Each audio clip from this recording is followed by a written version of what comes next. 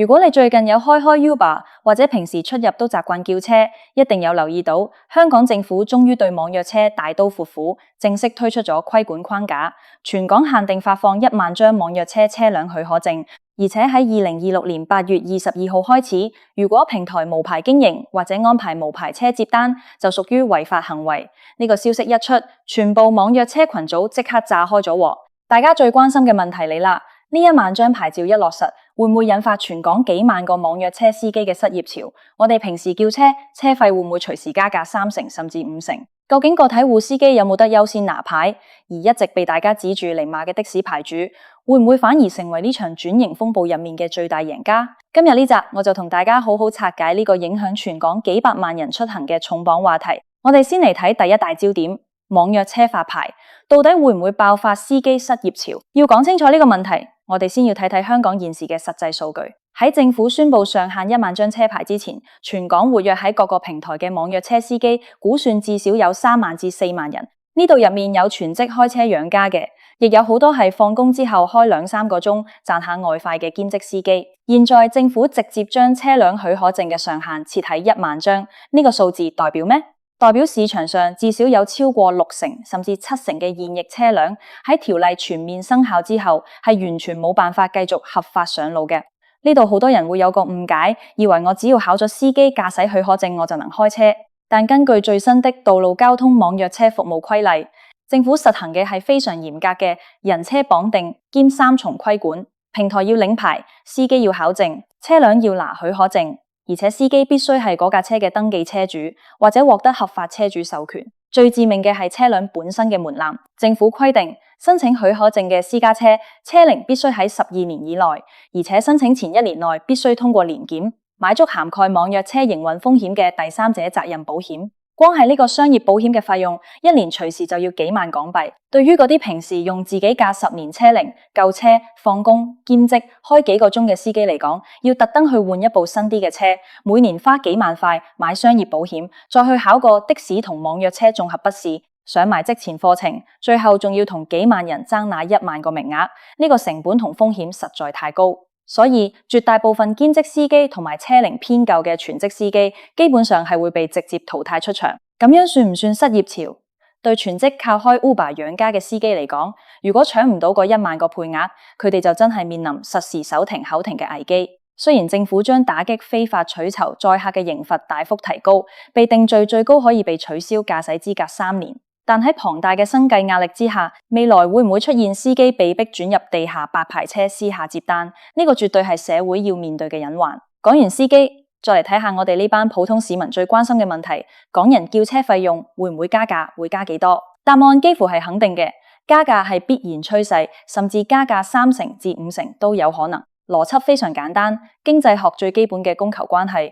以前市場上有3-4萬架網約車喺街上跑，供應充足，尤其係非繁忙時段，叫車速度快，價格亦相對平穩。但當政府將車輛總數硬生生鎖死喺1萬架，整個市場嘅車輛供應量瞬間減少咗大半。但市民同遊客對優質點對點出行嘅需求減咗冇？完全冇減。當需求保持不變，甚至因為香港旅遊業復甦而增加，但供應被壓縮咗7成嘅時候，平台會點做？平台必然會利用動態加價機制。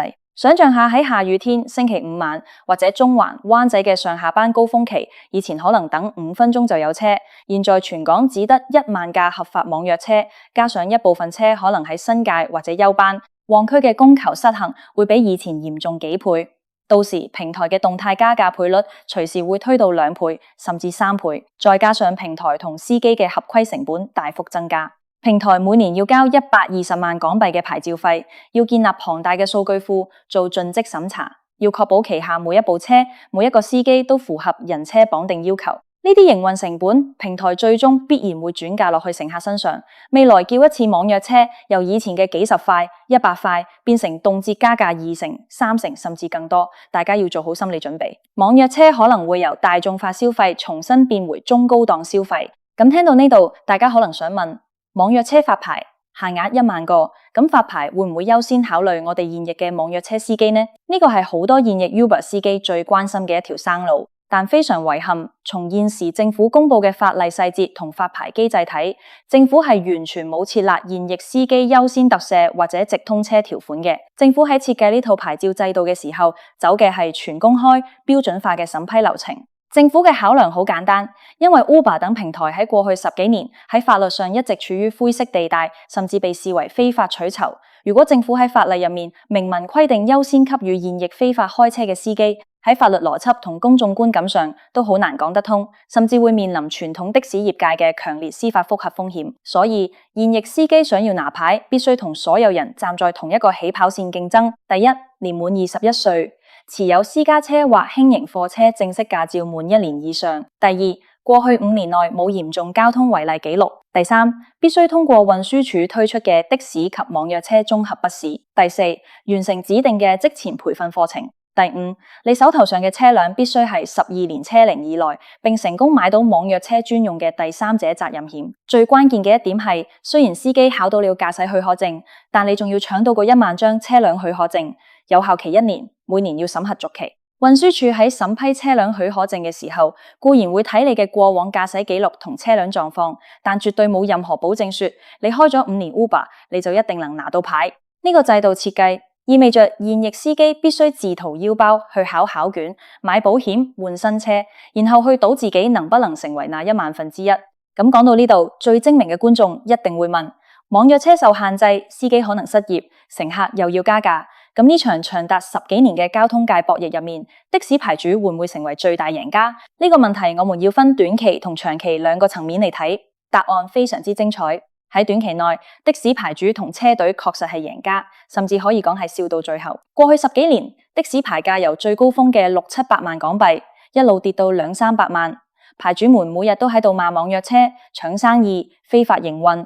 現在政府終於出手，把網約車嘅數量封頂喺1萬架。全港現時有大約18000幾輛的士，加上1萬架合法網約車，全港點對點服務嘅總車輛數目被硬性控制喺28000架左右。這種總量管制，等於直接為點對點運輸市場築起咗一條極高嘅護城河。第一，網約車數量被限制，再也不能無限膨脹，的士司機嘅基本客源得到了保證。第二，網約車因為合規成本同數量限制，價格必定大幅上漲。當網約車變貴、變難叫嘅時候，一部分對價格敏感嘅乘客就會重新流回傳統的士市場。第三，政府喺規管網約車嘅同時，亦喺大力推動車隊化的士，給予車隊更多營運自主權同排他性資源。好多有資金實力嘅的士大牌主、車行，甚至可以直接成立自己嘅網約車隊，或者將手頭上的士資源同持牌網約車平台合作，兩頭吃利潤。所以喺短期內，的士牌價嘅跌勢好有可能因此止蝕回升，牌主嘅租金收入亦會相對穩定。呢個確實係牌主們爭取咗多年嘅勝利。但是如果我哋把目光放遠到中長期，的士牌主真係可以無憂無慮，成為永久嘅最大贏家嗎？答案恐怕充滿變量，因為時代變咗，政府今次立法核心目的唔係要打死網約車嚟保護傳統的士，而係要把網約車合法化、制度化，納入監管。一旦網約車擁有了合法身份，持牌平台例如 Uber 或者未來入局嘅大型企業，就可以名正言順喺香港進行大規模長期投資。佢哋嘅服務質素、車輛乾淨程度、司機態度、App 嘅體驗喺制度監管下只會越來越好。相反，香港傳統的士行業長久以來被市民詬病嘅問題俱在，選擇性收費、服務態度差、車廂破舊、不接受電子支付等等。如果喺網約車合法化之後依然冇改進，咁市民寧願多花少少錢，都會選擇服務有保障嘅持牌網約車。而且政府今次設嘅1萬個網約車配額係現階段上限。政府發言人已經講明，未來會根據市場發展、乘客需求同營運數據，動態檢討同調整呢個配額。如果未來傳統的士嘅服務質素持續令人失望，市民對合法網約車嘅呼聲越來越高，政府隨時可以把1萬個配額增加到15000個，甚至2萬個。到咗嗰一天，傳統的士牌照嘅獨佔價值只會進一步被侵蝕。所以的士牌主想要做長遠嘅贏家，絕對不能以為拿到了配額上限就萬事大吉。如果唔趁呢幾年轉型期提升服務、提升車隊管理，咁今日嘅贏可能只係傳統的士行業最後嘅落日餘暉。總結嚟講， 2026年，香港網約車正式邁入牌照化時代，係香港交通發展史上面嘅一個巨大轉折點。對司機嚟講，門檻高咗，兼職時代結束，面臨一場殘酷嘅淘汰賽。對乘客嚟講，服務可能更有保障，但平價叫車嘅日子將會一去不復返。對的士牌主嚟講，贏得了短期的政策紅利同市場喘息空間，但長遠能不能笑到最後，依然要看自身服務能不能迎合時代嘅改變。你對今次網約車發牌同限額1萬架嘅政策點睇？你覺得叫車加價之後，你仲會唔會繼續叫網約車？歡迎喺下面留言區分享你嘅睇法。如果你鍾意呢集嘅深度拆解，記得幫手點讚、分享。仲有訂閱我哋，打開小鈴鐺，我哋下一集再見。